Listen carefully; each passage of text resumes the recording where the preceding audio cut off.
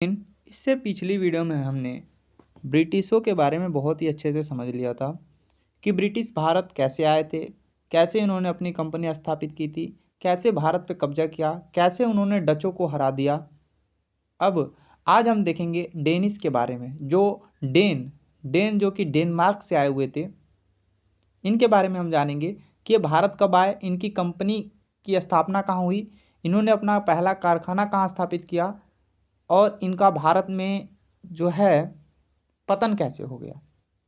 उसके बाद हम फ्रांसीसियों के बारे में पढ़ेंगे आज की ही क्लास में, क्योंकि आपका जो सिलेबस है आधुनिक इतिहास वो थोड़ा सा लंबा है, इसीलिए मैं सोच रहा हूँ थोड़ा जल्दी से वो कवर किया जाए। फिर आपका भूगोल भी पढ़ना है, प्राचीन इतिहास भी पढ़ना है, मध्यकालीन भी पढ़ना है अभी आपको। तो अभी सब चीज़ बाकी है और एनसीईआरटी की क्लास स्टार्ट कर दिया मैंने। इस वीडियो के डिस्क्रिप्शन में आपको एनसीईआरटी की क्लास मिल जाएगी। अभी मैं जियोग्राफी स्टार्ट किया हूँ, भूगोल क्लास 6 से। क्लास 6 का पहला चैप्टर जो कि भूगोल का है एनसीईआरटी का, और बिल्कुल शॉर्ट में मैंने बता रखा है। 1 घंटे की क्लास है लगभग, एक चैप्टर आपका 1 घंटे में कंप्लीट, यानी 8 चैप्टर है तो 8 घंटे में आपका कंप्लीट हो जाएगा। और एक बार आप क्लास कर लेंगे, उसके बाद आप बुक यूज़ करेंगे या बुक से भी पढ़ेंगे तो अच्छे से आपको समझ में आएगा। उसका पीडीएफ भी आपको टेलीग्राम चैनल पे मिल जाएगा, ये तो आपको पता है। तो चलिए स्टार्ट करते हैं डेनिस या डेन के बारे में। अब जो ये डेनिस थे, ये भारत कब आए, तो कब आए 1616 में ये भारत आए। डेनिस डेनिस भारत कब आए, 1616 में आए और 1668 में ये भारत से चले गए। क्वेश्चन पूछेगा डेनिस जो डेनमार्क जो भारत कब आए, तो 1616 में, और भारत से कब चले गए, तो 1668 में। इतना आप बता सकते हैं। चलिए अब इनके बारे में हम थोड़ा कुछ जानते हैं, सुनिए। अब जो ये डेनिस थे, डेनिस ईस्ट इंडिया कंपनी की स्थापना, इसकी कंपनी की स्थापना डेनमार्क में हुई थी। कहाँ हुई थी बाबूआ, डेनमार्क में इनकी कंपनी की स्थापना हुई थी। कहाँ हुआ था, डेनमार्क में इनकी कंपनी की स्थापना हुई थी। ठीक है, कंपनी की स्थापना हुई कहाँ, डेनमार्क में 1616 में। 1616 में इनकी कंपनी की स्थापना होती है। कहाँ होती है, डेनमार्क में। तो क्वेश्चन पूछेगा डेनिस ईस्ट इंडिया कंपनी की स्थापना कहाँ हुई, तो डेनमार्क में। अभी आपको ये समझ में नहीं आ रहा होगा ईस्ट इंडिया कंपनी, इसके बारे में मैंने पहली वीडियो में ही बहुत अच्छे से समझा रखा है, या हर वीडियो में बता चुका हूँ। जिन लोगों को नहीं समझ में आ रहा बाबू, आप प्लीज़ शुरू से वीडियो देखो, एक एक वीडियो देखो, अच्छे से समझ में आएगा आपको, एक भी डाउट आपका नहीं बचेगा। आप एक एक क्लास शुरू से देखो, इसका लिंक आपको डिस्क्रिप्शन में मिल जाएगा, वहाँ से आप एक एक क्लास देखिए, आपको बहुत अच्छे से समझ में आएगा। आप किसी भी एग्ज़ाम की तैयारी कर रहे हो ना, तो प्रॉपर तरीके से करो। एक बार आधुनिक इतिहास अच्छे से पढ़ लो, फिर आप किसी भी एग्ज़ाम में बैठ जाओ। अगर आधुनिक इतिहास से क्वेश्चन आएगा ना, वाकई में आप कर जाओगे। पॉलिटी का भी वही सीन है। अब इसके बारे में जानते हैं। डेनिस ईस्ट इंडिया कंपनी की स्थापना डेनमार्क में हुई, कब हुई, 1616 में। भारत में अन्य यूरोपीय कंपनियों की अपेक्षा जो भारत में जितनी भी यूरोपीय कंपनी आई, जैसे पुर्तगाल आए, डच आए, ब्रिटिश आए, फ्रांसीसी आए, इन सभी कंपनियों की तुलना में जो डेनिस था सबसे कमज़ोर कंपनी थी। कैसी कंपनी थी, सबसे कमज़ोर कंपनी थी। और यह अपना क्षेत्र, जो जिस क्षेत्र में इसकी कंपनी थी, यह अपने क्षेत्र को बढ़ा नहीं पाई और सीमित रखी। सीमित मतलब वहीं तक रह गया, उन्होंने अपना क्षेत्र बढ़ाया नहीं। अब बात करेंगे भारत में इनके प्रमुख कारखाने कौन कौन से हैं। डेनिसों के भारत में प्रमुख कारखाने एक ही है जो कि बहुत ही ज़्यादा पूछा जाता है, सेरामपुर 1776 में स्थापित हुआ था बांग्लादेश में। एक तमिलनाडु में भी था, ट्रावनकोट, ट्रॉनबार। ठीक है, ट्रॉनबार जो कि इम्पोर्टेंट नहीं है, जिसके बारे में मैंने नहीं बताया था। सेहरामपुर में 1676 में इन्होंने अपनी कंपनी स्थापित की, जो कि बंगाल में पड़ता है। एग्जाम में क्वेश्चन पूछेगा डेनिस का कारखाना या कोठी बांग्लादेश में कहाँ था, तो सेहरामपुर में था। 1776 में इसकी स्थापना हुई थी। एक और फैक्ट्री थी जो कि आप याद रख लीजिएगा, ट्रंकोबार। ठीक है, ट्रंकोबार, जिसकी स्थापना हुई थी 1620 में, और कहाँ ये तमिलनाडु में पड़ता है। इस चीज़ को भी आप लिख लीजिएगा, ठीक है। अब थोड़ा सा आगे चलते हैं। 18वीं शताब्दी के जैसे 18वीं शताब्दी का मध्य चला बीच में, 18वीं शताब्दी के मध्य क्या हुआ कि ब्रिटिश और डेनिश आमने सामने आ गए। यानी ब्रिटिश आपको पता है डच वालों को हराया, पुर्तगाल वालों को हराया। अब ब्रिटिश किसके पीछे लग गया? डेनिश के पीछे। अब डेनिश वालों को इतना परेशान कर दिया ब्रिटिश कि डेनिश वालों को अपना व्यापार क्षेत्र ब्रिटिश के हाथ बेचकर जाना पड़ा। अब सोचिए ब्रिटिश कितनी शक्तिशाली होते जा रहे हैं।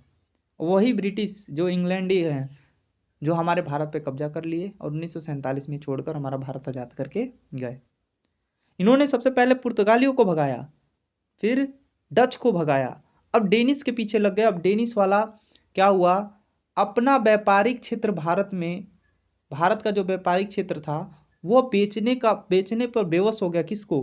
ब्रिटिशों को। देखिए यहाँ पे लिखा 18वीं शताब्दी के मध्य ब्रिटिश ने डेनिश को अपना व्यापारिक क्षेत्र बेचने पर बेवश कर दिया। डेनिश ब्रिटिश के सामने असफल रहा। डेनिश जो थे वो ब्रिटिश के सामने असफल रहे, कुछ भी नहीं थे, जीरो थे। और अंत में 1868 में इन्होंने अंडमान निकोबार द्वीप समूह भी बेच दिया। इन लोगों का मौसा का था, डेनिश वालों तुम्हारा मौसा का था अंडमान निकोबार जो दे दिए ब्रिटिश वालों को। पर इन लोगों ने जो व्यापारिक क्षेत्र, जो कोठी स्थापित की थी, जो एरिया कवर किया था अंडमान निकोबार, वो भी किसको बेच दिया? ब्रिटिशों को। मजबूरी था भाई, या तो युद्ध लड़ो या बेच के भागो, समझिए।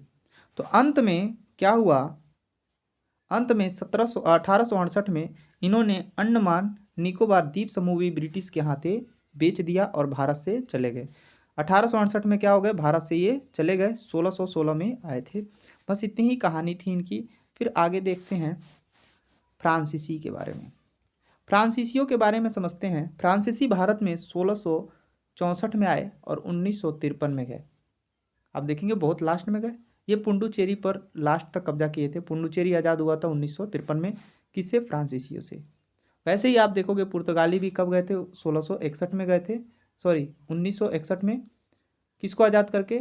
तो गोवा को आज़ाद करके, ठीक है। इन चीज़ों के बारे में मैंने बहुत अच्छे से बता रखा है पिछली क्लास में, वहाँ से आप जाकर देख सकते हैं। फ्रांसीसी भारत में 1664 में आए और 1953 में गए। भारत में दूसरी सबसे शक्तिशाली कंपनी कौन सी हुई? फ्रांसीसी। पहला तो ब्रिटिश हो गया था और दूसरा कौन सा हुआ शक्तिशाली कंपनी? तो फ्रांसीसी। एग्जाम में क्वेश्चन कैसे पूछेगा? क्वेश्चन पूछेगा भारत में दूसरी शक्तिशाली कंपनी कौन थी? तो फ्रांसीसी थी। पहली कौन थी? ब्रिटिश थी। अब देखिए फ्रांसीसी ईस्ट इंडिया कंपनी की स्थापना लुईस 14 फ्रांस का रहने वाला एक राजा था जिसका नाम था लुईस 14, जो कि आप हाई स्कूल की क्लास में 11 की क्लास में 9 की क्लास में भी पढ़ते हैं लुईस के बारे में। लुईस 14 का एक मंत्री था जिसका नाम था ठीक है, कॉलवर्ट, जो फ्रांसीसी ईस्ट इंडिया कंपनी की स्थापना किया। किसने? लुईस 14 ने। किसकी सहायता से? अपने मंत्री की सहायता से। समझ में आया? अब हम समझते हैं आगे क्या है। तो फ्रांसीसी ईस्ट इंडिया कंपनी की स्थापना किसके द्वारा हुई? तो लुईस 14 के मंत्री के द्वारा हुई। उसके बाद फ्रांसीसी कौरे, ठीक है, पहला फ्रांसीसी नागरिक भारत आया था। अब कहने का मतलब भारत सबसे पहले फ्रांस से कौन आया था? तो सबसे पहला फ्रांसीसी एक व्यक्ति था जिसका नाम था कौरे, जो पहला फ्रांसीसी नागरिक भारत आया था। तो क्वेश्चन पूछेगा भारत आने वाला प्रथम फ्रांसीसी नागरिक कौन था? तो फ्रांसीसी कौरो, ठीक है, कौरो। समझ में आ गया? ठीक है। अब आगे समझते हैं। 1968 में पहला कारखाना इन्होंने सूरत में स्थापित किया। फ्रांसीसियों ने अपना पहला कारखाना कहाँ स्थापित किया? तो सूरत में किया। तो आपको पता होगा ब्रिटिश वालों ने भी अपनी अस्थायी फैक्ट्री कहाँ बैठाई थी? सूरत में ही बैठाई थी। और फ्रांसीसियों ने भी अपना पहला व्यापारिक कारखाना सूरत में स्थापित किया 1668 में। समझ आया? उसके बाद दूसरी फैक्ट्री इन्होंने मसूलीपट्टनम आंध्र प्रदेश में स्थापित किया 1669 में। दूसरा मछलीपट्टनम में स्थापित किया। पहला तो सूरत में था 1668 में, और दूसरा 1669 में दूसरा मछलीपट्टनम में स्थापित किया। पहला गवर्नर जो आया था फ्रांसीसी मार्टिन आया था। भारत में पहला फ्रांसीसी नागरिक कौन आया? तो कैरो। काहे रो रहा है बबुआ? कौरो। ठीक है। अब पहला गवर्नर कौन आया? फ्रांसीसी गवर्नर की बात करेगा तो फ्रांसीसी मार्टिन, माटी खाने आया था ससुराई। ठीक है। फ्रांसीसी मार्टिन पहला गवर्नर था जो भारत आया। फ्रांसीसी मार्टिन को भारत में फ्रांसीसी व्यापार का वास्तविक संस्थापक कहा जाता है। क्वेश्चन पूछेगा, फ्रांसीसियों का भारत में वास्तविक संस्थापक कौन था? तो कौन था? फ्रांसीसी मार्टिन। फ्रांसीसी मार्टिन जो था, इन्होंने भारत में फ्रांसीसियों को व्यापार का वास्तविक संस्थापक माना जाता है। किसको? फ्रांसीसी मार्टिन को। क्वेश्चन पूछेगा, फ्रांसीसी व्यापार का वास्तविक संस्थापक किसे माना जाता है? तो फ्रांसीसी मार्टिन को। पहला गवर्नर ही कौन था? फ्रांसीसी मार्टिन था। पहला नागरिक कौन आया था? काहे रो रहे हो बबुआ? कौरो। समझ में आया? फ्रांसीसी मार्टिन ने बहुत ही काम किया, जैसे कि इसने पुडुचेरी में फोर्ट लुई दुर्ग का निर्माण कराया। दुर्ग मतलब होता है किला। मैंने आपको बताया था जहाँ पे गवर्नर निवास करते हैं उन्हें हम क्या बोलते हैं? दुर्ग बोलते हैं। जहाँ गवर्नर निवास करते थे, ठीक है, जहाँ रहते थे उनको क्या बोलते थे? दुर्ग। तो फोर्ट लुई दुर्ग का निर्माण कराया कहाँ? पुडुचेरी। क्वेश्चन पूछेगा, फोर्ट लुईस दुर्ग का निर्माण किसने कराया? तो फ्रांसीसी मार्टिन ने। कहाँ कराया? तो पुडुचेरी में। क्लियर है? आगे बढ़ते हैं। अब समझिए थोड़ा सा कुछ और भी चीजें हैं। फ्रांसीसी कंपनी जो है एकमात्र सरकारी कंपनी थी, जबकि इतनी सारी जो कि डच से आई, डेनिश से आई, ब्रिटिश से आई, पुर्तगाल से आई, सारी कंपनियां सरकारी नहीं थी, जबकि फ्रांसीसी क्या थी? सरकारी कंपनी थी। कैसी कंपनी थी? सरकारी। और इसका पहला गवर्नर कौन था? फ्रांसीसी मार्टिन था। और एक और गवर्नर आया जो इसका नाम था डुप्ले, जो सबसे शक्तिशाली गवर्नर था। क्वेश्चन पूछेगा, फ्रांसीसियों की तरफ से आने वाला सबसे शक्तिशाली गवर्नर कौन था? तो डुप्ले था। और पहला व्यक्ति कौन था? फ्रांसीसी मार्टिन था। और पहला नागरिक कौन था? कौरो। समझ में आया? क्लियर है? अब डुप्ले डुप्ले क्या करेगा? ध्यान सुनिएगा। संथोमी का युद्ध होता है जो कर्नाटक के नवाब और डुप्ले के बीच में होता है, और डुप्ले क्या हो जाता है? जीत जाता है, जिसकी वजह से ये अपनी योग्यता साबित कर देता कि बबिया बाबू देखो, बबिया बाबू जो भी हो, सुनो, ये देखो कि हम भारत में जो फ्रांसीसी कंपनी है इसमें सबसे शक्तिशाली गवर्नर हैं। अपनी क्या कहते हैं, शक्ति को साबित करने के लिए कर्नाटक के नवाब से एक युद्ध लड़ता है जिसका नाम था संथोमियो का युद्ध, जिसमें डुप्ले क्या हो जाता है? जीत जाता है। इसीलिए विवाद है कि डुप्ले और अंग्रेजी गवर्नर लॉर्ड क्लाइव में कौन अधिक योग्य सिद्ध हुआ। कई लोग विवाद करते हैं कि भैया ब्रिटिश का जो पहला गवर्नर था रॉबर्ट क्लाइव और जो डुप्ले था, इन दोनों में कौन शक्तिशाली है? तो शक्तिशाली कौन है, इसका विवाद हमेशा रहता है। तो इसके चीज़ों के बारे में मेंस में जब यूपी पीसीएस या बीपीएससी कोई सा भी एग्जाम की अगर आप मेंस के लिए तैयारी करते हैं तो वहाँ पे आप पढ़ते हैं। अब यहाँ ध्यान दीजिएगा, भारत में फ्रांसीसी अन्य कंपनियां कारखाने कहाँ कहाँ थे? तो एक मद्रास में था, एक चंद्रनगर बांग्लादेश में, एक पुडुचेरी में था। पुडुचेरी में कौन सा? फोर्ट लुई दुर्ग का निर्माण कराया किसने? फ्रांसीसी मार्टिन ने कराया था। क्लियर है? पहला गवर्नर था। और इनकी कंपनी कहाँ कहाँ है? कारखाने कहाँ? मद्रास, चंद्रनगर जो कि बंगाल में पड़ता है, और पुडुचेरी। चंद्रनगर जो बंगाल में पड़ता है और पुडुचेरी में। क्लियर है? समझ में आया? चलिए आगे बढ़ते हैं। अब सुनिए, भारत में फ्रांसीसियों की अस्थायी राजधानी कौन सी थी? पुडुचेरी ही थी, क्योंकि पुडुचेरी पे इन्होंने अपना किला बनवा रखा था, दुर्ग बनवा रखा था। तो इनकी राजधानी कहाँ होगी? पुडुचेरी तो होगी। क्लियर है? तो फ्रांसीसियों की अपनी अस्थायी राजधानी कहाँ थी? तो पुडुचेरी थी। आप कमेंट करके बताएंगे पुर्तगालों की राजधानी कहाँ थी? पुर्तगालों की राजधानी कहाँ थी और किसने स्थापित की थी? इसके बारे में आप बताएंगे कमेंट करके। मैंने बता रखा है आपको बहुत अच्छे से। फ्रांसीसी और ब्रिटिश के मध्य होने वाले संघर्ष को कर्नाटक युद्ध के नाम से जाना जाता है। अब देखिए, ब्रिटिश जो था डेनिस को भी हराया, डच को भी हराया, पुर्तगालियों को। अब फ्रांसीसी जो है जब भारत में आए, जो सरकारी कंपनी थी, अब ब्रिटिश अब इसके पीछे भी लग गया और ब्रिटिश और फ्रांसीसियों के बीच में युद्ध हुआ जिसका नाम रखा गया कर्नाटक का युद्ध के नाम से जाना जाता है। और कई बार संघर्ष हुए। देखिए, फ्रांसीसी और ब्रिटिश के मध्य होने वाले संघर्ष को हम किसके युद्ध के नाम से जानते हैं? कर्नाटक युद्ध के नाम से जानते हैं। अब यही बांडीवास का युद्ध होता है। बांडीवास के युद्ध के बाद फ्रांसीसी अपना बोरिया समेटते हैं और भारत में एक अस्थायी हो जाते हैं। बांडीवास का युद्ध 1760 में हुआ। आपके एग्जाम में क्वेश्चन पूछेगा बांडीवास का युद्ध कब हुआ?